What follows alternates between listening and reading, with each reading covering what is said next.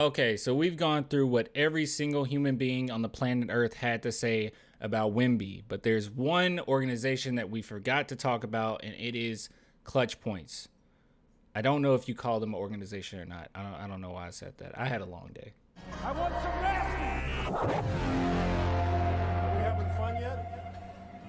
The company ClutchPoints, they had some points about Wembanyama. So I wanted to take a look at this. Someone sent me this article. And they basically said, hey, there's a ClutchPoints segment on there if you want to listen to that. But I thought that this article in and of itself will be more interesting. It said why Danny Green will pawn off his Lakers title over the Spurs and Raptors. And I thought he was going to talk a little bit trash about the Lakers. Then I realized why the person didn't even mention this article at all. It's because it's really boring. He just basically said, hey, it was a bubble year. It was a Kobe year. Lakers fans are pretty crazy. They will buy it. I don't know. They're not really that interesting, but I think this might be interesting. So this is ClutchPoints hosts Jerry and Dante. And let's just listen to what they have to say about Wemby. We've heard so many good and bad takes about this kid. And I don't know. Today was a long day. I just want to hear some good takes. I don't want to hear any trash. Now, before we get into it, if you guys want to support the channel, as always, clanthemerchfan.com. Link in the description. If you want to support the channel or become a patron and YouTube member, only $2 per month. But at the very least, okay, if you don't want to do any of that, like Clan, I'm not giving you my money, dude. Really? I work hard for this. You don't deserve it. I get it. I understand. You can just like the video. Just like it, subscribe, all that good stuff. All right, let's go ahead and listen to what they have to say. Should I start? I'll start right here. It's probably after the little jingle. I know every podcast does a jingle at the beginning. Business. Terms apply. Learn more at americanexpress.com/business. Okay, Built no, for business. no. Probably the next biggest thing in the NBA. I need most visuals. hype is around Victor Wembanyama, the #1 overall pick in the NBA draft. This guy is being hyped up like something we've never seen before. I mean, I wasn't following basketball or old enough to be around when like LeBron, that hype was going on when he was entering the league and stuff, but I was around when Zion was entering the league and the hype around that. I don't know if I really remember the LeBron hype like that. Like the actual second coming of Jesus Christ more than Victor Wembanyama. Like this, no, like genuinely. And I'm not like saying it in a bad way. I'm not trying to like fault Wembanyama or anything like that. Like it's not him or anything like that, but it is just crazy to me how much a player who he played overseas and stuff, and I have the stats pulled up and everything, which really don't matter in the bigger picture because it's really not based off of what he's done, but what he will do during his time in the NBA. It's incredible how much hype this player is getting before even stepping foot and played a real NBA game yet. He played in the summer league, which had its ups and downs, which I'm sure we'll get to. But I'm interested to hear what you have to say about Wembanyama and just kind of your overall thoughts on the hype levels around him going into it and kind of your expectations. Because I know for me personally, like, you don't want to listen to outside noise or anything like that, but Wembanyama knows how hyped up he is and how much pressure is on him and how many eyes are on him. As a player like that would kind of like freak me out. Like that would definitely make me nervous, give me, not lack self-confidence by any means, but like, I don't necessarily think I don't disagree with this at all. Like obviously, I mean, that would make anybody a little nervous. But from like what we've seen from Wemby, he seems like a natural. Like he fits right in with it. I also think that he was low-key expecting it just a little bit. Like obviously there's plenty of things about America that he had to become accustomed to, but I'm pretty sure he was aware that he was going to have this amount of hype. And there was a lot of pressure on him, but I feel like he still I feel like even in the summer league he still showed what he's capable of. But even more so than the summer league, if you guys recall, like he knew his hype even all the way back when he went against the G League team in that Las Vegas game, the Ignite. That was really impressive. The fact that he averaged like 36 points and stupid amount of blocks. He just went off in those two games. But he knew that the hype was real, and he showed his butt. He stepped up to the occasion. So I don't think that would be anything different here. I mean, this is just what superstars do. And if you're going to be the next Duncan or the next LeBron or whatnot, then that's what you do. I mean, LeBron sometimes he can falter, but he's a professional through and through. So when you step out into that court, all eyes are on you, and you have to show out. So what do you think of Victor Wembanyama? All this pressure being put on him, and just overall, like, your expectations for him. Like, what do you think Victor Wembanyama will become in the NBA? I mean, there's a lot of things I kind of feel about him. One, like whenever he was drafted, everybody was saying is a hype bigger than LeBron's and yada yada yada. Personally, I'm gonna tell you no for that portion, because even though we were super young whenever LeBron came into the league, I remember growing up a Kobe fan, and while people were saying he's projected to be even better than Kobe, I was like, ain't no freaking way. But LeBron came in, stole the show, did LeBron-like things like, it's LeBron freaking James.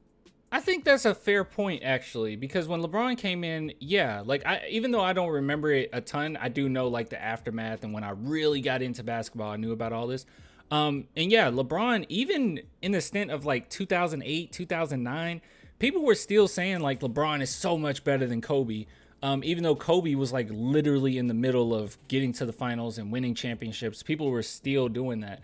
I completely see what he's saying, because Wemby coming in, is there anybody there's no one saying that Wemby's going to be better than any current legend in the NBA right now. Like, I haven't heard anybody say it, even though we're projecting that like he's going to be so great, and everybody's saying that, or most people with a brain knows Wemby's going to be really great. But I haven't heard anybody even say, oh, he's going to be better than Steph. Oh, he's going to be better than Giannis. Oh, he's going to be better than LeBron. But the fact that LeBron came in and they say he's going to be better than Kobe was huge at the time. Kobe was basically, I mean, in a lot of people's eyes, the best thing the league has seen since Jordan. I mean, by far the best shooting guard the league has seen since Jordan. So that was a big deal. So yeah, I see that. And the hype was ridiculous. He was on the cover of magazines in high school. Yeah, the kid being given cars in high school. The chosen one. Like this, the hype around LeBron was serious, but this Wemby stuff, Wembanyama is definitely a good second place. Like, overall, though, I think you guys got to stop getting on to me for saying his name wrong. I think even with some of the summer league performances, I say it right now, but that game one where he scored like 7 points, whatever it was, had 2 to 3 blocks and like 7 rebounds. Didn't shoot that well first game. And I'm not even worried about that, because I think the harder part to translate to sometimes is the offensive side of the ball. But defense is all instincts and intangibles. So for him to show me that he could contest shots, still block shots, that's what I expect out of a kid that's 7'5" right and stepping into the league. So if he can do those things, I'm happy. Yeah. I'm satisfied. And I know that Pop and the rest of the Spurs organization probably was too. It takes a real basketball mind to look past the box score. And that's what I think we need to remind fans everywhere, that the debut wasn't as shitty as projected as it actually. Hold up. Wemby averaged 4 blocks? I don't know why I thought it was 3. This dude's he's ridiculous. And it's so funny. I think you guys are correct. Some people called me out on this. So I said that I think Wemby's going to average 22 points and about 7 rebounds. And people were like, Clan, you don't think that he'll average 10? And my main thing was his strength just isn't. I think that's his biggest flaw, is rebounding. So I was just a little worried about it, but I don't know. You guys are probably right. I mean, I easily said that. I mean, I think easily he'll get 10 points per game just by being Wemby, getting to the foul line, and how tall he is with putbacks and everything. So yeah, I could see rebounding also coming very easy, even though the strength isn't necessarily there to hold on to it or complete a lot of them. But interesting. I genuinely didn't know it was 4 blocks. I don't know what I was thinking. I thought it was 3. I don't know. 4 blocks in those 2 games is absolutely incredible. I already lost the. Here it is. Looks. It's also just because he shot like. It's also fucking.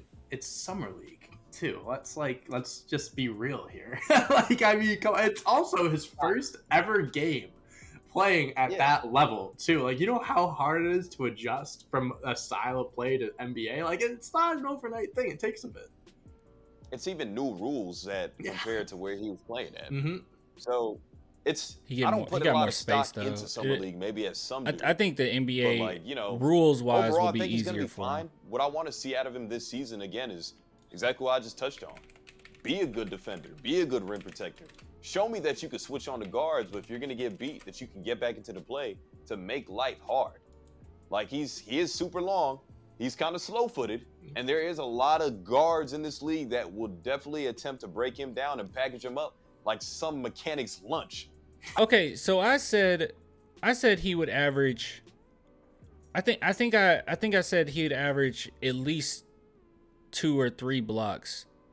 But this is a continuous theme with him. Oh my God, this is the Ignite game. 4 blocks, 36 points, 11 rebounds, 4 blocks. This is not normal at all. This is not normal at all. This is ridiculous. I mean, and especially when you playing any G League. I know it's an exhibition game, but when you play any G League game, like it's really tailored towards the guards. It's not even tailored towards the bigs. The fact that he came in there and just destroyed is just crazy to me. I don't know. I can see that happen. He got dunked on in summer league. I don't know. I forgot who it was. Don't bring that up. It was Sky Jones. It was Charlotte. There you go. There. Shout out Charlotte. Shout out Charlotte. But hey, I don't mind contested that because he's contesting a shot, even if you get There you dunked go. on. Right. It happens. Jared Allen gets dunked on all the time, but he's one of the best shot blockers in the league. You gotta be willing to contest. Duncan never been dunked on. I don't know. I actually don't know that. I never seen it. And do not send me any clips of it. I don't want to see it. It's a shot. And Put your body on the line. Put yourself in there. Yep. Exactly.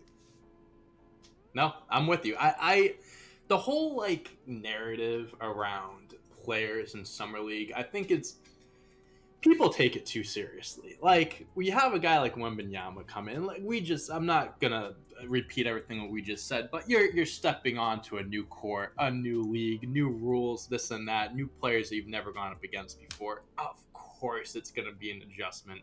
Of course, you're not like people expected him to come out and drop like 30 points in the summer league. Like people take summer league a little too seriously. Summer league, you go in, you have an eye test, you don't look at the box scores, you see what they did well, what they did well on, what they didn't do well on, and then you work on that in the off season, in training camp. You get ready for the start of the season.